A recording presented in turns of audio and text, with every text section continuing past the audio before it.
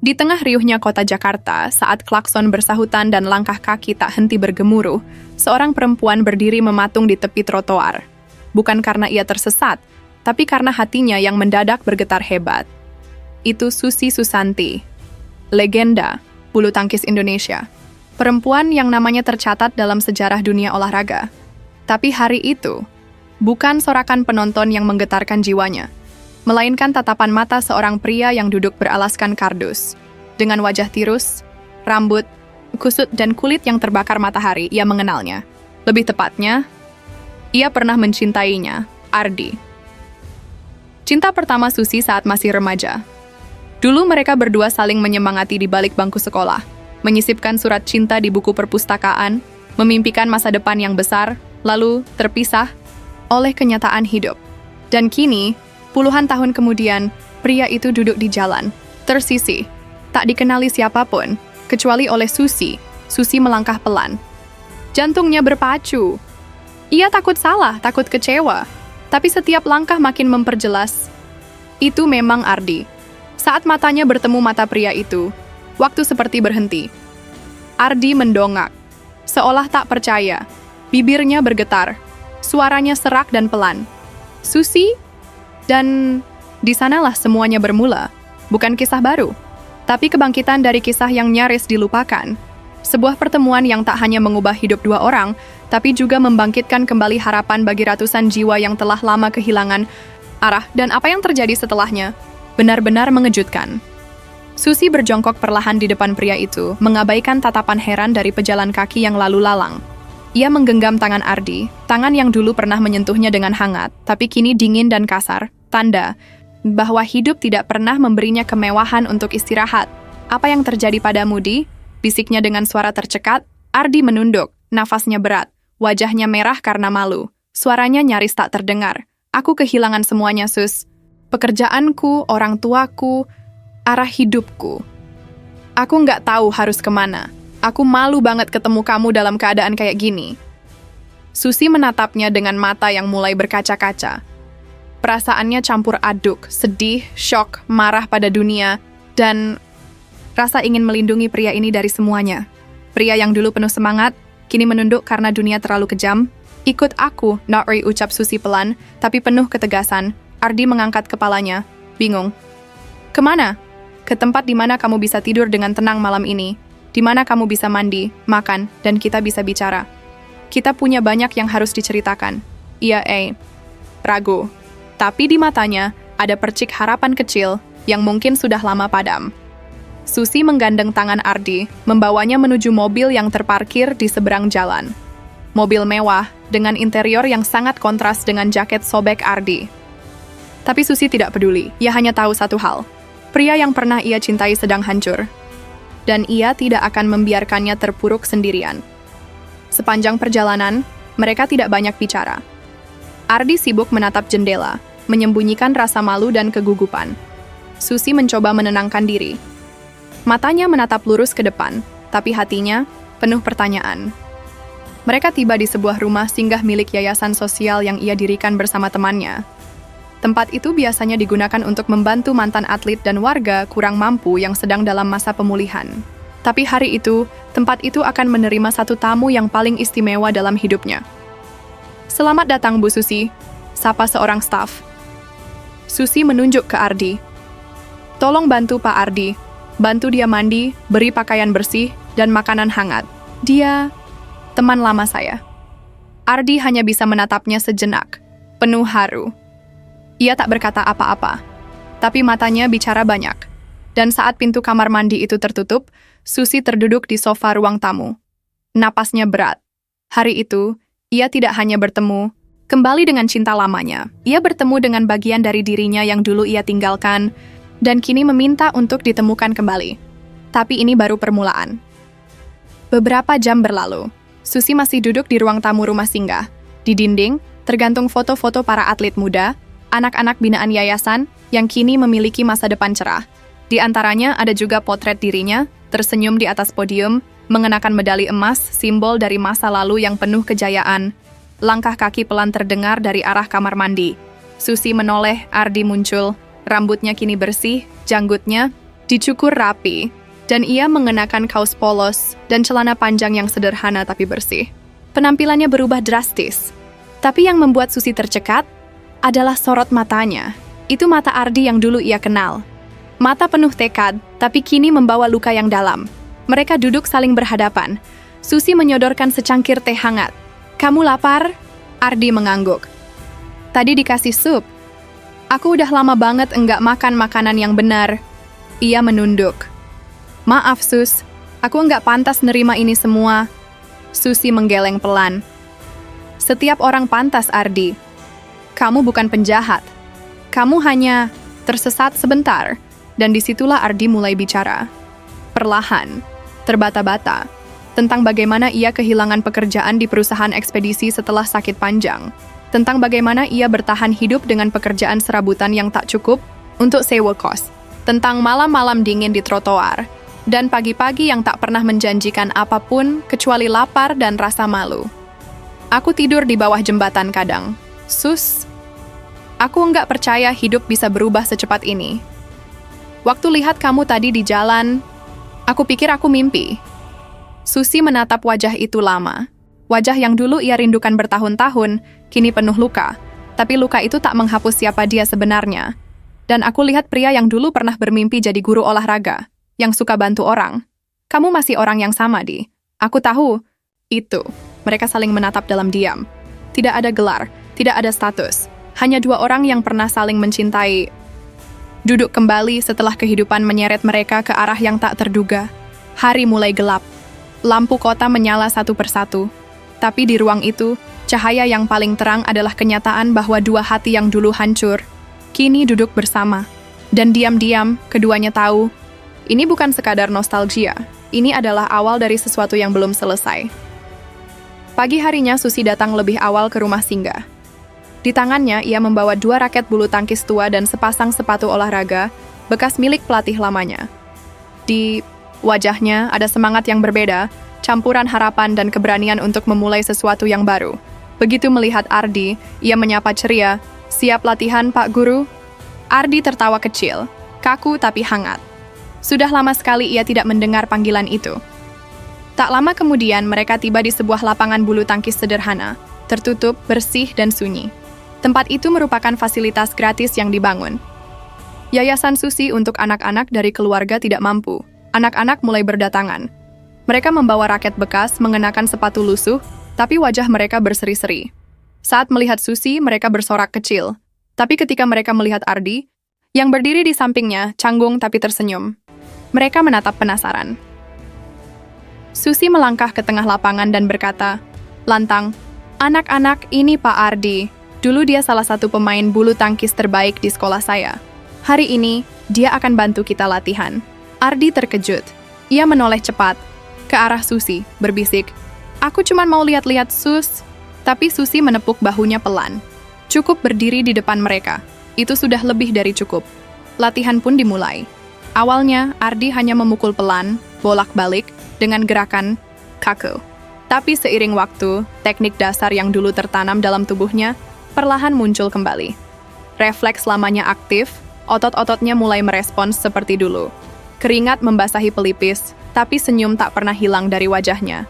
Salah satu anak, laki-laki menghampirinya dengan mata berbinar, "Pak Ardi, bisa ajarin saya smash?" Ardi terdiam sesaat, menoleh pada Susi, lalu menatap anak itu. "Bisa, ayo coba." Dan untuk pertama kalinya dalam bertahun-tahun, Ardi merasa dihormati, bukan karena kasihan, tapi karena seseorang percaya padanya. Sesi latihan selesai. Mereka duduk di pinggir lapangan. Susi menyodorkan air mineral dan handuk kecil. "Kamu hebat tadi," katanya sambil tersenyum. Ardi menatap ke arah anak-anak yang masih bermain. Aku lupa rasanya disapa dengan hormat. Waktu si anak itu bilang, "Pak, Ardi, rasanya kayak dulu lagi." Waktu aku bantu ngelatih tim sekolah, Susi menunduk pelan. Lalu berkata dengan tenang, "Aku pengen kamu punya hari-hari kayak gitu lagi. Bukan cuma hari ini." Ardi menatapnya bingung. "Maksudmu?" Susi membuka tasnya dan mengeluarkan sebuah map. Di dalamnya, ada dokumen kontrak pelatih, asistensi untuk program pembinaan bulu tangkis di yayasan. "Kamu nggak harus jawab sekarang," ucap Susi. "Tapi aku tahu kamu punya sesuatu yang berharga. Dan aku yakin kamu bisa bangun lagi. Bukan buat aku, tapi buat dirimu sendiri. Ardi membuka map itu dengan tangan bergetar. Ia tidak menjawab langsung. Tapi di dalam dadanya, untuk pertama kali dalam waktu yang sangat lama, muncul perasaan yang hampir ia lupakan. Harga diri. Hari-hari berikutnya berjalan seperti mimpi bagi Ardi. Setiap pagi ia bangun dengan tujuan. Mengenakan kaos olahraga bersih, membawa raket dan catatan kecil, lalu datang ke lapangan lebih awal dari siapapun. Anak-anak mulai menyukainya. Mereka memanggilnya Coach Ardi dan perlahan-lahan mulai mengikuti setiap instruksinya. Tapi lebih dari sekadar mengajarkan teknik pukulan atau posisi kaki, Ardi mulai menanamkan sesuatu yang dulu juga ia pelajari saat masih remaja. Kedisiplinan, kerja keras, dan keberanian untuk mencoba meski sudah gagal. Susi sering memperhatikan dari jauh, dari jendela kantornya. Ia melihat Ardi tertawa lepas, membungkuk membantu anak-anak mengatur pegangan raket, bahkan mengejar bola yang meleset keluar lapangan. Hatinya penuh rasa bangga. Ia tahu, dirinya kini tidak hanya menyelamatkan seorang teman lama. Ia telah membantu menghidupkan kembali seorang pelatih, seorang pemimpin, yang sempat hilang di tengah kerasnya hidup. Suatu sore, saat matahari mulai turun perlahan dan anak-anak telah pulang, Susi dan Ardi duduk berdua di tangga tribun. Lapangan yang tadi ramai kini sepi. Hanya suara daun yang tersapu angin dan bayangan, kenangan yang mulai merayap masuk.